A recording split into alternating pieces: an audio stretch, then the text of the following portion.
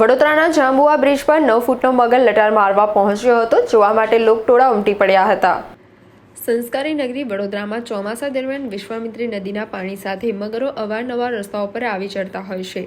તાજેતરમાં વડોદરાના જાંબુઆ બ્રિજ પર એક આશરે 9 ફૂટ લાંબો મગર આવી પહોંચતા ભારે કૌતુક સર્જાયું હતું. વરસાદના પાણી ઓસર્યા બાદ મગરો પોતાની સરહદમાં પાછા ફરવા જતા અટકાઈ જાય છે.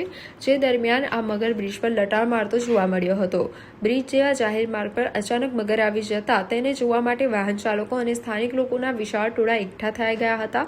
ઘટના અંગે તાત્કાલિક રેસ્ક્યુ ટીમને જાણ કરવામાં આવતા ટીમ ઘટના સ્થળે દોડી આવી હતી.